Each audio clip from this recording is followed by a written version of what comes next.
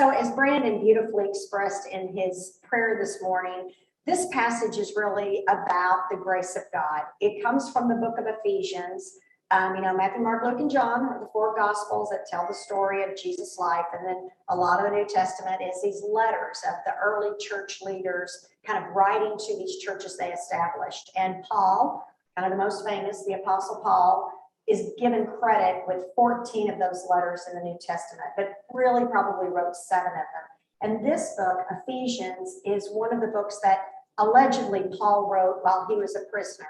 Paul's in prison in Rome and a couple other times, but realistically, Paul didn't write this. One of his followers wrote it. It's got, it's like different language, different words, and a different era. But it still kind of really, in a way, spells out people's understanding of the gospel. And we're supposed to spend 6 weeks on it this summer, but we're going to spend 2 because you all are fast learners. So first, today we're kind of covering chapters 1 through 3. And then Brandon Pomeroy is going to talk next week about Care Beyond the Boulevard. And I look forward to hearing that. And then the next week, we're going to look at kind of how you put this theory into practice.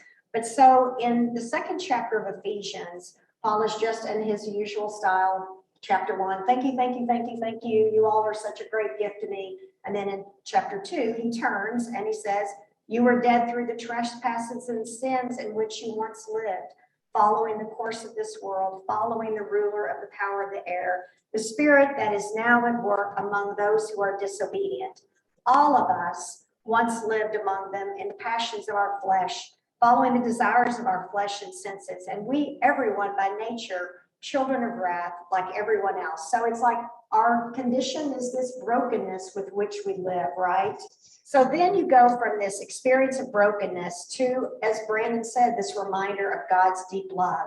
But God, who is rich in mercy, out of the great love with which God loved us, even when we are dead through our trespasses, made us alive together with Christ. By grace you have been saved, and raised us up with him, and seated us with him in the heavenly places in Christ Jesus, so that in the ages to come he might show you the immeasurable riches of his grace and kindness toward us in Christ Jesus. For by grace you have been saved through faith, and this is not your own doing, it is the gift of God, not the result of works, so that no one may boast. For we are what God has made us. It's actually, we are God's poem. Isn't that lovely? We're God's poem. We are what God has made us, created in Christ Jesus for good works, which God prepared beforehand to be our way of life. And then kind of goes on. So then remember that one time you were far off, you were aliens, you were outcast, and God brought you close.